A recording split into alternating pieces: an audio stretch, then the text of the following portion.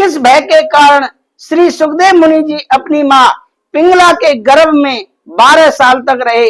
अपने पिता श्री वेद व्यास जी द्वारा भगवान के अवतार स्वयं नारायण भगवान श्री कृष्ण जी से वचन लेने के बाद गर्भ से बाहर आए और गर्भ से बाहर आते ही फिर किस भय के कारण अपने नाड़ को कंधे पर रखकर जंगल की तरफ भाग निकले। दर्शकों, यह संपूर्ण जानकारी आपको इस वीडियो के माध्यम से देने वाला हूं। अमरनाथ क्या है, कृपया आपसे निवेदन करता हूं कि आप वीडियो को पूरी देखें, ध्यानस्थ ध्यान लगाकर सुने, मन लगाकर सुने। अमर कथा क्या है? जब श्री राधा जी पृथ्वी लोक पर चलने लगी तो गोलोक के श्री राधा जी का लीला पक्षी श्री सुखदेव जी ने भी साथ चलने को कहा, तो वहीं राधा जी की आज्ञा से भगवान की अमर कथा रूपी भागवत कथा के प्रचार करने के लिए गोलोक के लीला पक्षी श्री सुखदेव जी एक सुग्गी के गर्भ में अंडे के रूप में प्रकट होकर अमरनाथ में प्रकट हुए थे। वह अंडा हवा के झकोरों के कारण फूट गया तथा अमरनाथ में फूटा हुआ पड़ा था। इधर एक बार श्री नारद जी घूमते घूमते कैलाश पर्वत पर पहुंचे तो माता पार्वती जी ने नारद जी को सत्कार नमस्कार करके पूछा कि नारद जी आप कहां से आ रहे हैं? तो नारद जी ने कहा कि मैं हर जगह घूमते हुए आ रहा हूं, परंतु अब घूमना कम कर दिया है क्योंकि लोगों पर विश्वास नहीं रहा है। इसका कारण लोगों में प्रेम एक दूसरे के प्रति नहीं है, केवल दिखावा का प्रेम है, वस्तुतः है ही नहीं। तब पार्वती जी ने कहा कि हे नारद जी, इस जगत के लोगों में आपस में प्रेम हो अथवा नहीं हो मैं नहीं जानती, लेकिन मेरे पति भूत भावन शंकर जी में तो बहुत प्रेम है, यानी श्री शंकर जी हमसे बहुत प्रेम करते हैं। तब श्री नारद जी ने कहा कि हे माता पार्वती जी, जब आपके पति देव श्री शंकर जी आपसे इतना प्रेम करते हैं तो यह भी जरूर बताए होंगे कि शंकर जी जो अपने गले में माला पहनते हैं वह कैसी है और किसकी माला है। तब माता पार्वती जी ने कहा कि हे नारद जी, यह माला पहनने का रहस्य तो अभी तक नहीं बतलाए। तब नारद जी ने कहा कि फिर आपके प्रति आपसे झूठा या फिर दिखावे का प्रेम करते हैं, वस्तुतः प्रेम नहीं करते। इतना कहकर नारद जी वहां से चल दिए। इधर वहीं एक बार पार्वती जी ने भोलेनाथ से अनुरोध किया, कृपया यह बताएं कि आपके गले में किसकी माला है तथा यह वर दें कि मुझे आपसे वियोग नहीं है और हमेशा आत्मज्ञान बना रहे, इसका कोई उपाय बताएं। आगे श्री शंकर जी ने कहा कि यह आत्मज्ञान तो को मैं अवश्य बतलाऊंगा, परंतु नारद जी द्वारा जो भेद वचन है उन भेद वचनों के समाधान को करते हुए शंकर जी ने कहा कि हे पार्वती, यह हमारे गले में जो मुंडों की माला है वह मुंडमाला तुम्हारे ही मुंडों की है, जिनको मैंने तुम्हारे बार बार मरने पर तुम्हारी यादगारी में माला के रूप में धारण किया हुआ है, क्योंकि मैं तुमसे अति प्रेम करता हूं। तब नारद जी ने कहा कि मैं बार बार मर जाती हूं और आपकी मृत्यु नहीं होती, इसका क्या कारण है? तब श्री शंकर जी ने कहा कि हे पार्वती, मैंने अमर कथा सुनी है जिससे मैं अमर हूं। यह घटना सुनकर माता पार्वती जी ने अमर कथा सुनने के लिए श्री शंकर जी से प्रार्थना की। तब शंकर जी ने कहा कि हे पार्वती जी, इस समय मैं तुमसे अमर कथा सुनने का पूर्ण लक्षण नहीं देख पा रहा हूं। शंकर जी माता पार्वती जी से बोले कि हम आपको कथा तो जरूर सुनाएं, मगर आपसे डर लगता है कि कथा से आपको संदेह बहुत होता है। पिछली बार अगस्त मुनि के पास हम और आप कथा सुनने के लिए गए, उस समय आप महाराजा प्रजापति दक्ष की बेटी सती थी। जो माता पार्वती हैं, पिछले जन्म में वह प्रजापति दक्ष की लड़की सती थी। और तो आपको भगवान पर संदेह हुआ कि ये भगवान कैसे हैं जो अपनी पत्नी के लिए यहाँ वहां पूछ रहे हैं कि सीता कहाँ है, सीता कहाँ है। आपको संदेह हुआ, जिसके कारण आपका शरीर नष्ट हो गया। संशय आत्मा विनश्यति, संशय आत्मा विनश्यति, संशय आत्मा विनश्यति। यदि आपके अंदर संशय है ईश्वर को लेकर तो जल्दी निवारण कर लीजिए, नहीं तो यह संशय कहीं आपका नाश न कर दे। माता पार्वती के अंदर भी संदेह था कि यह कैसे राम है जो अपनी पत्नी के बारे में पूछ रहे हैं। हे खग कर मृग मद कर श्रेणी, तुम देखी सीता मृग नयनी। क्या ये भगवान होते तो इतना पता ना होता। तो भगवान शंकर समझाए, देवी जी ये भगवान ही है, पर सामान्य लीला कर रहे हैं, सामान्य लीला कर रहे हैं। आज हमारे भारत के प्रधानमंत्री, जो कि आज प्रधानमंत्री हैं, कल किसी गांव का व्यक्ति कोई अपने खेत में मिट्टी डलवाए, जो मेड़ बनती है मिट्टी से, मेड़ डलवाए, मेड़ बनवाए। भारत के प्रधानमंत्री सिंपल कपड़ा, सादा कपड़ा पहनकर खेत से मिट्टी उठा कर मेड़ मतलब बड़ा क्यारी बनाने में लग जाए, तो क्या कोई कहेगा ये प्रधानमंत्री हैं? क्या कोई विश्वास करेगा? जो व्यक्ति लाख कहे कि ये देश के प्रधानमंत्री हैं, लोग कहेंगे कि हम सकल हो सकते हैं। अरे देश का प्रधानमंत्री खेत में मिट्टी थोड़ा ही डालेगा। आप ही विचार करिए, यदि प्रधानमंत्री जी सच में अपना रूप बदल कर जाएं और मिट्टी खेत में डालें और लाख लोग कहें कि देखे भी, उनको आंखों पर यकीन नहीं होगा। उसी प्रकार जो परमात्मा बैकुंठनाथ है, आज वह सामान्य लीला कर रहे हैं, तो भला उन पर यकीन कौन करता है, कौन करेगा?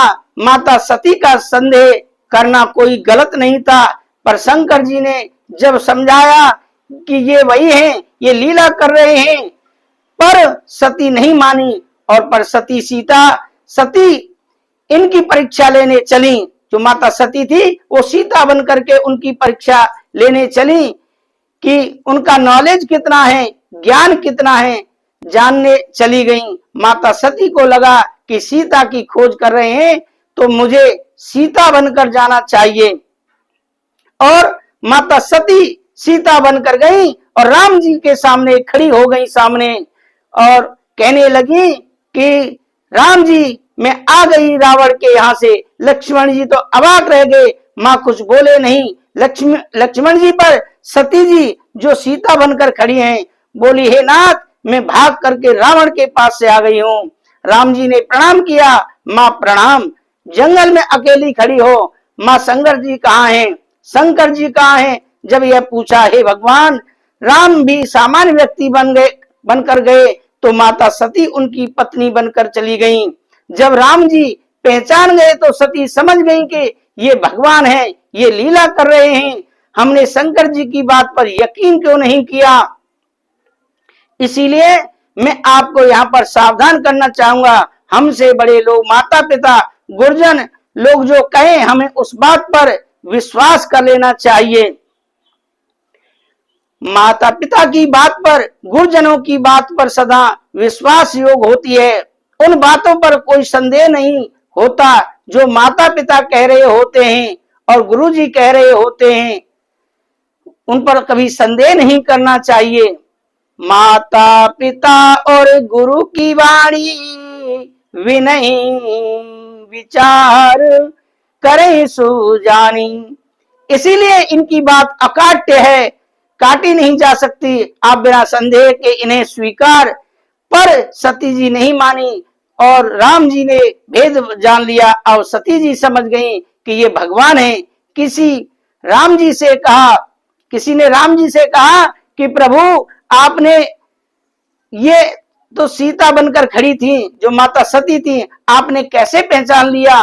भगवान राम ने कहा, मेरी सीता मैं अच्छे से जानता हूं, मेरी सीता हमेशा अपने पति के पीछे खड़ी होती है, ये आगे खड़ी है, आगे तो मेरी माँ ही खड़ी हो सकती है, मेरी सीता कभी आगे खड़ी नहीं हो सकती। कि आप किसी दूसरे की शकल बना सकते हैं, आप प्लास्टिक सर्जरी कराकर शकल तो बना सकते हैं, पर स्वभाव कहां से लाएंगे। शकल बदली जा सकती है किसी व्यक्ति की, पर स्वभाव नहीं बदला जा सकता। शंकर जी ने माता सती से कहा, देवी अब आप मेरी मां का रूप बना चुकी हैं, पत्नी के रूप में कैसे स्वीकार करूं आपको। वही माता सती अपने पिता प्रजापति दक्ष के यज्ञ में गईं और जलकर भस्म हो गईं। वही सती आज पार्वती बनकर बैठी हैं और पार्वती जी आज फिर कह रही हैं कि आज अमर कथा सुनाओ। शंकर जी डर गए, न आप कथा कम सुनती हो और संदेह ज्यादा करती हो, हम तुम्हें नहीं सुनाएंगे। पार्वती जी ने हाथ जोड़कर कहा, भोलेनाथ जब संदेह था अब श्रद्धा है। भगवान शंकर जी से माता पार्वती जी के आग्रह पर कहा कि मैं अवश्य अमर कथा सुनाऊंगा, यानी आज आपको अति गोपनीय कथा सुना रहा हूं, आपको सुनकर तुम भी अमर हो सकते हैं। इसीलिए आप जरा बाहर देखकर आइए कि कहीं कोई है तो नहीं। श्री पार्वती जी ने बाहर आकर देखा तो चारों तरफ अच्छी तरह देखा तो वहां एक सुख सावक बिलकित अंडे के सिवाय कुछ नहीं था। उन्होंने श्री शंकर जी से कहा कि बाहर कोई नहीं है प्रभु। श्री शंकर जी ने ध्यानस्थ होकर ध्यानस्थ मुद्रा में अमर कथा को अमृत प्रवाह शुरू कर दिया। अमर कथा का बीच बीच में माता पार्वती जी हुंकारी भरती रही। दसम स्कंद की समाप्ति पर वे निद्राग्रस्त हो गई, मतलब सो गई। एवं 12वें स्कंद की समाप्ति पर माता पार्वती जी ने भगवान शंकर जी से कहा कि हे प्रभु क्षमा करेंगे, मुझे दसम स्कंद के बाद नींद आ गई और मैं आगे की कथा नहीं सुन सकी। अर्थात श्री कृष्ण उद्धव संवाद 11वें स्कंद में है जो उसको मैंने नहीं सुना, तथा 12वें स्कंद की कथा भी नहीं सुनी। इधर यह जानते हुए कि कथा के बीच में हुंकारी कौन भर रहा था, यह जानने के लिए भगवान शंकर बाहर निकले। उन्होंने एक सुंदर सुख सावक को देखा। श्री भगवान शंकर ने माता पार्वती जी से पूछा कि आखिर यह सुख सावक कहां से आ गया। माता पार्वती जी ने विनीत वाणी में विनय के साथ कहा कि यह तो विलगित अंडे के रूप में पड़ा था, श्री भागवत कथा रूपी अमृत पान करके यह जीवित हो गया। इस प्रकार अमर कथा की गोपनीयता भंग होने से भगवान शंकर सुख सावक को पकड़ने के लिए झपटे। सुख सावक उड़ गया और उड़ते उड़ते भय से श्री बद्रीनाथ आश्रम के निकट स्थित श्री वेद व्यास जी के आश्रम पर श्री वेद व्यास जी की पत्नी पिंगला के मुख में प्रवेश कर गया। उस समय श्री वेद व्यास जी की पत्नी पिंगला मासिक धर्म से निवृत्त होकर स्नान कर रही थी नदी में, और उन्हें उस समय जमाई आई और सुख सावक मतलब तोता श्री वेद व्यास जी की पत्नी पिंगला के गर्भ में प्रविष्ट हो गया। भगवान शंकर ने श्री वेद व्यास जी से कहा कि आपके यहाँ पर मेरे यहाँ से एक चोर चोरी करने आया हुआ है।